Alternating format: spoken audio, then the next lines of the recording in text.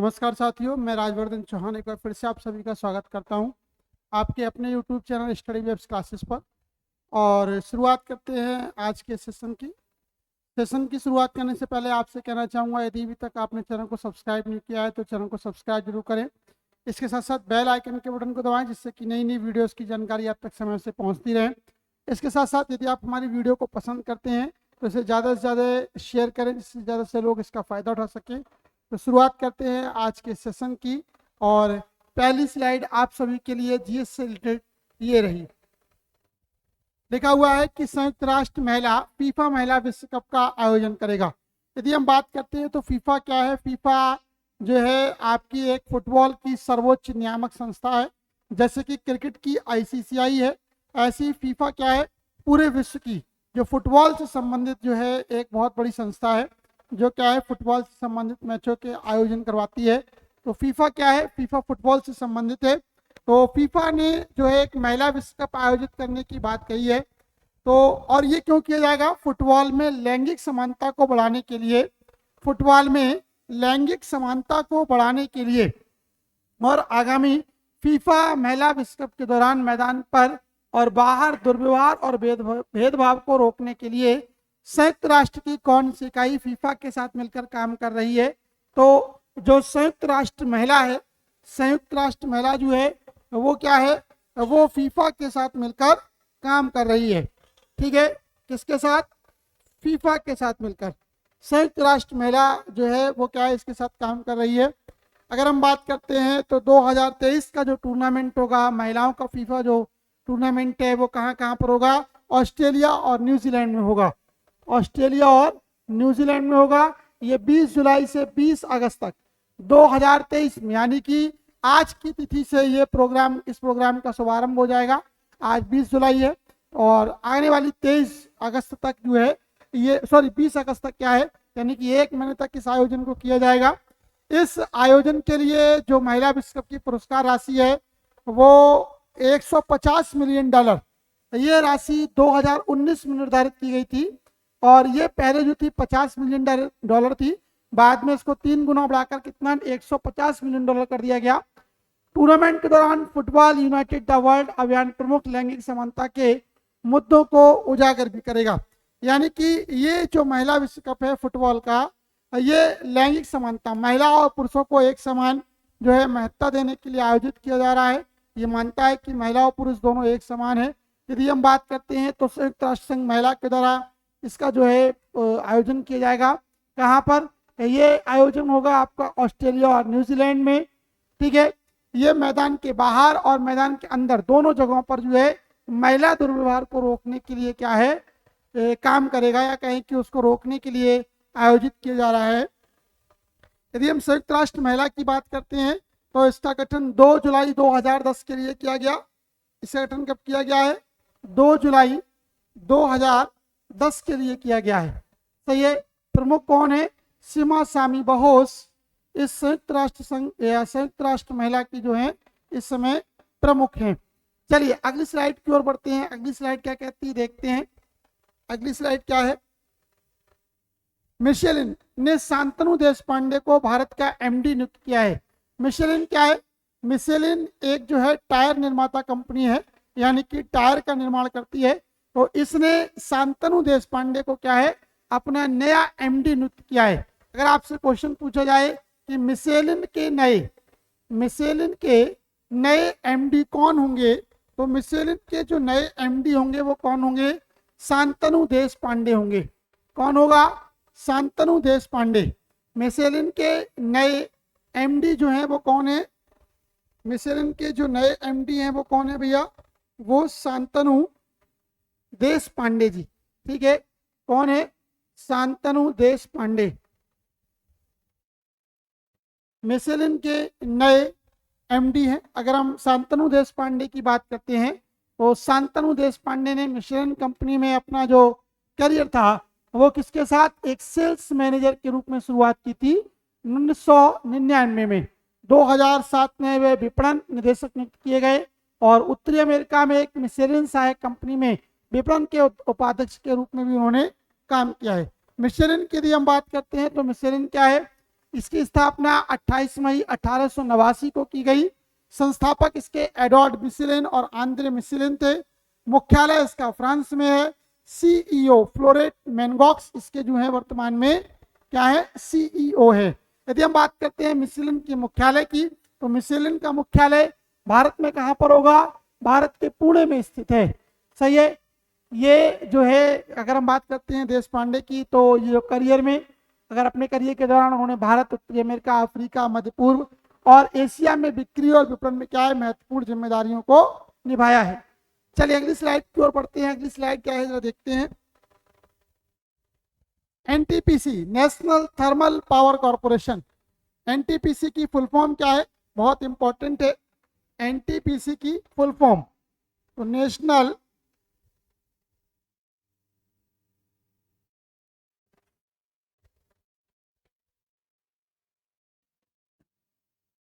NATIONAL national thermo power corporation. ठीक है, राष्ट्रीय ताप विद्युत निगम, ये जो है इसका फुल फॉर्म है। आप यदि हम एनटीपीसी की बात करते हैं तो HR world future skills award जो है उसने 2023 का जीता है। ET HR world future skills award. अगर हम बात करते हैं कि ये पुरस्कार किसको मिला है, एनटीपीसी को मिला है। एनटीपीसी ने किन किन क्षेत्रों में इस पुरस्कार को प्राप्त किया है, तो इसने जो economics times HR world future skill award 2023 को प्राप्त किया। एक लर्निंग और अप स्किलिंग में AI AR VR का सर्वश्रेष्ठ उपयोग के लिए, और एक विस्तारित एंटरप्राइज लर्निंग प्रोग्राम बनाने में भी क्या है, इन्होंने इस पुरस्कार को प्राप्त किया है। ठीक है, किसके लिए इस पुरस्कार को उन्होंने प्राप्त किया है। यदि हम एनटीपीसी की बात करते हैं तो इसके जो निदेशक हैं वो कौन है, दिलीप कुमार है। इसके निदेशक कौन है, दिलीप कुमार है। एनटीपीसी प्रगतिशील और सर्वोत्तम मानव संसाधन प्रथाओं को अपना रहा है और संस्थागत बना रहा है, जिन्हें राष्ट्रीय और अंतर्राष्ट्रीय स्तर पर विभिन्न प्रतिष्ठित मंचों के द्वारा मान्यता प्रदान की गई है। यदि हम राष्ट्रीय ताप विद्युत निगम लिमिटेड की बात करते हैं तो इसकी स्थापना 7 नवंबर 1975 में की गई। इसका मुख्यालय कहाँ पर है, नई दिल्ली भारत में है। इसके अध्यक्ष और MD कौन है, गुरदीप सिंह है। ठीक है, एनटीपीसी का मुख्यालय कहाँ पर है, दिल्ली में है। स्थापना की कब की गई, 1975 में, और अध्यक्ष और MD कौन है इसके, गुरदीप सिंह है। चलिए अगली स्लाइड की ओर बढ़ते हैं। अगली स्लाइड क्या कहती है देखते हैं।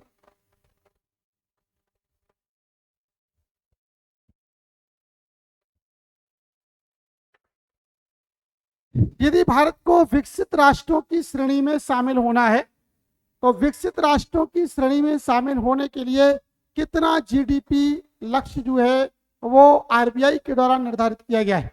तो यदि भारत को 2047 तक विकसित राष्ट्रों की श्रेणी में शामिल होना है तो औसत वार्षिक GDP कितनी होनी चाहिए, 7.6% हमारी औसत GDP होनी चाहिए। सही है, कितनी होनी चाहिए, 7.6। GDP वृद्धि दर की हमको आवश्यकता है, और ये अनुमान किसके द्वारा दिया गया है, ये अनुमान RBI के द्वारा दिया गया है, और ये हमें 2047 तक प्राप्त करना है। भारत के संदर्भ में उसने कहा है कि भारत को अपने औद्योगिक क्षेत्र को मजबूत करके अपनी आर्थिक संरचना को पुनर्संतुलित करना होगा। कृषि और सेवाओं को क्रमशः 4.9% और 13% प्रति वर्ष की दर से बढ़ाना होगा। सरकार, निजी क्षेत्र, नागरिक समाज और नागरिकों के बीच सहयोग आवश्यक है। यदि हम RBI की बात करते हैं तो RBI का मुख्यालय कहाँ पर है, मुंबई महाराष्ट्र में है, जो कि भारत में स्थित है।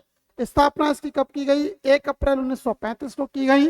वर्तमान में RBI के जो गवर्नर हैं वो कौन है, शक्तिकांत दास हैं। ठीक है, तो आगामी जो आने वाले 25 वर्ष हैं, इन आने वाले 25 वर्षों में क्या है, भारत को 7.6% GDP की ग्रोथ रेट को हासिल करना होगा। यदि वो ऐसा कर पाएगा तभी वो विकसित राष्ट्रों की श्रेणी में शामिल हो पाएगा। चलिए अगली स्लाइड की ओर बढ़ते हैं। अगली स्लाइड क्या कहती है, चीन और रूस ने एक संयुक्त सैन्य अभ्यास किया है जिसका नाम है नॉर्दर्न इंटरेक्शन 2023। जिसका नाम क्या है, नॉर्दर्न जिसका नाम है नॉर्दर्न इंटरेक्शन 2023। ये किस के बीच में हुआ है? ये चीन और रूस के बीच में आयोजित किया गया है। तो नॉर्दर्न इंटरेक्शन सेक्शन किस के बीच आयोजित एक सैन्य अभ्यास है? तो नॉर्दर्न इंटरेक्शन चीन और रसिया की नौसेना और वायुसेना के बीच आयोजित किया गया क्या है? एक सैनिक अभ्यास है। देखिएगा लिखा हुआ है रूसी नौसेना, चीनी और रूसी नौसेना और वायुसेनाओं के बीच एक संयुक्त सैन्य अभ्यास नॉर्दर्न इंटरेक्शन 2023 जापान सागर के मध्य क्षेत्र में आयोजित किया जाएगा। इसमें जो है चीनी पीपुल्स लिबरेशन आर्मी यानी कि जो चीन की सेना है जिसका नाम है PLA, उसका नॉर्दर्न थिएटर कमांड के द्वारा इस आयोजन को आयोजित किया जाता है। और दोनों देशों के बीच जो सेनाएं हैं वो रणनीतिक सहयोग के स्तर को बढ़ाती हैं। इसके साथ ही क्षेत्रीय शांति की संयुक्त रूप से रक्षा करने की क्षमता को भी मजबूत करना इस आयोजन का उद्देश्य है। ब्लूमबर्ग की एक रिपोर्ट के अनुसार चीन और रूस ने 2022 में रिकॉर्ड संख्या में सैन्य अभ्यास किया है। इस अभ्यास का विषय रणनीतिक समुद्री मार्गों की सुरक्षा की रक्षा करना है। यदि हम चाइना की बात करते हैं, चीन की बात करते हैं, तो राजधानी है बीजिंग, राष्ट्रपति शी जिनपिंग, मुद्रा है रनमी, ठीक है, यानी कि चीनी जो मुद्रा है वो क्या उसका नाम है रनमी, ये चीन की जो मुद्रा है उसका नाम है। तो ये जो सैन्य अभ्यास है नॉर्दर्न इंटरेक्शन 2023 किसके बीच में किया गया? रूस और जापान के बीच में किया, सॉरी रूस और चीन के बीच में किया गया। कहां पर किया गया? जापान सागर में जो है इस आयोजन को आयोजित किया गया। ठीक है, चलिए आगे की ओर बढ़ते हैं।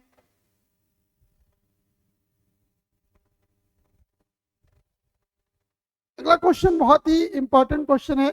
पूछा जाता है राष्ट्रमंडल जो खेल हैं जो कि 2026 में होने वाले हैं, इनकी मेजबानी किसको दी गई है? तो राष्ट्रमंडल खेल 2026 की मेजबानी ऑस्ट्रेलिया को दी गई है। अब ऑस्ट्रेलिया का एक शहर है विक्टोरिया, ऑस्ट्रेलिया का एक जो राज्य है विक्टोरिया, उसने अपने आप को क्या है इन जो है खेल राष्ट्रमंडल खेल से क्या है अपने आप को अलग कर लिया है। ठीक है, तो किस क्वेश्चन बनता है कि किस राज्य ने अपने आप को राष्ट्रमंडल खेलों से अलग कर लिया है? तो ऑस्ट्रेलिया का एक राज्य है विक्टोरिया, विक्टोरिया ने अपने आप को राष्ट्रमंडल खेलों से अलग कर लिया है, यानी कि कॉमनवेल्थ गेम से। क्वेश्चन यदि पूछा जाए ऑस्ट्रेलिया का कौन सा राज्य 2026 के राष्ट्रमंडल खेलों की यानी कि कॉमनवेल्थ गेम की मेजबानी से हट गया है, तो ये देश कौन सा है? वो सॉरी ये राज्य कौन सा है? विक्टोरिया है। विक्टोरिया ने बढ़ती हुई कीमतों का हवाला देकर क्या है, इसके लिए शुरुआत में तो इसने इच्छुक था, लेकिन बाद में उसकी जो इसकी बढ़ती हुई कीमतों को देखकर क्या है इस आयोजन को करने से अपने हाथ पीछे खींच लिए हैं। और यदि हम राष्ट्रमंडल खेलों की बात करते हैं तो ये आयोजन शहरों से घूमता हुआ विभिन्न शहरों में मेजबान शहरों में पहुंचता है। पहली बार 1930 में ये आयोजित किए गए। अब लेकिन वर्तमान में जो ऑस्ट्रेलिया है, ऑस्ट्रेलिया का एक प्रांत एक राज्य है विक्टोरिया, उसने बढ़ती हुई आयोजित कीमतों को देखते हुए क्या है कॉमनवेल्थ गेम से अपने आप को पीछे हटा लिया है। ठीक है, और ऑस्ट्रेलिया की राजधानी की यदि हम बात करते हैं तो Canberra, governor general David Harley, प्रधानमंत्री एंथोनी अल्बानीज और मुद्रा है ऑस्ट्रेलियाई डॉलर। ठीक है, ऑस्ट्रेलिया के प्रधानमंत्री कौन है? एंथोनी अल्बानीज और गवर्नर जनरल डेविड हार्ले, राजधानी कैनबरा और मुद्रा है ऑस्ट्रेलियाई डॉलर। चलिए अगली स्लाइड की ओर बढ़ते हैं। अगली स्लाइड क्या कहती है देखते हैं। केंद्र सरकार ने NSO के तहत किए गए सभी सर्वेक्षणों की समीक्षा के लिए एक नए पैनल की स्थापना की है। केंद्र सरकार के द्वारा जो है एक नया समीक्षा पैनल स्थापित किया गया है और उसकी जो अध्यक्षता है उसके जो नए अध्यक्ष हैं वो कौन होंगे? तो क्वेश्चन यही है, भारत के पहले मुख्य सांख्यिकीविद और राष्ट्रीय सांख्यिकी आयोग के पूर्व अध्यक्ष का नाम बताइए जिन्हें केंद्र सरकार ने NSO के तहत किए गए सभी सर्वेक्षणों की समीक्षा करने के लिए नई पैनल समिति के नए अध्यक्ष के रूप में नामित किया है। तो इनका नाम है प्रणब सेन। इनका नाम क्या है? प्रणब सेन। ये कौन है? ये भारत के पहले मुख्य सांख्यिकीविद भी हैं। ये भारत के पहले मुख्य सांख्यिकीविद और राष्ट्रीय सांख्यिकी आयोग के ये पूर्व अध्यक्ष भी रह चुके हैं। अब हम बात करते हैं कि इस नई पैनल समिति के बारे में। तो इस नई पैनल समिति में 10 आधिकारिक सदस्य होंगे, 4 गैर आधिकारिक सदस्य होंगे जो कि प्रतिष्ठित शिक्षाविद हैं। अखबार ने बताया है कि पैनल में अधिकतम 16 सदस्य हो सकते हैं। MCES की अध्यक्षता भी सीनेटर ने की थी। इसमें 10 गैर आधिकारिक सदस्यों सहित कुल 28 सदस्य थे। यदि हम बात करते हैं तो सरकार के बारे में इसने संगठन क्यों किया? सरकार ने आधिकारिक डेटा के लिए एक नया निरीक्षण तंत्र स्थापित किया है, जिसमें आर्थिक सांख्यिकी पर स्थायी समिति की जगह सांख्यिकी पर स्थायी समिति बनाई गई है। MCES को औद्योगिक क्षेत्र, सेवा क्षेत्र और श्रम बल के आंकड़ों से संबंधित आर्थिक संकेतकों की जांच करने का काम भी सौंपा गया था। कहा जाता है कि नए पैनल के पास राष्ट्रीय सांख्यिकी कार्यालय यानी NSO के तहत किए गए सभी सर्वेक्षणों की रूपरेखा और परिणामों की समीक्षा करने का व्यापक अधिकार है। भारत के पहले मुख्य सांख्यिकीविद और राष्ट्रीय सांख्यिकी आयोग के पूर्व अध्यक्ष प्रणब सेन को समिति का नया अध्यक्ष नामित किया गया है। तो 2 क्वेश्चन बनते हैं कि भारत के पहले सांख्यिकीविद कौन थे? तो भारत के पहले सांख्यिकीविद प्रणब सेन थे। इन्हीं के लिए क्या है, एक नई पैनल समिति का अध्यक्ष भी अपॉइंट किया गया है। चलिए अगली स्लाइड की ओर बढ़ते हैं। अगली स्लाइड क्या कहती है देखते हैं। भारत सरकार ने चना दाल के लिए ब्रांड की जो है ब्रांडिंग की है और उसका नाम रखा गया है भारत दाल। भारत दाल जो है वो ब्रांड नाम से चना दाल की बिक्री किसके द्वारा शुरू की गई है?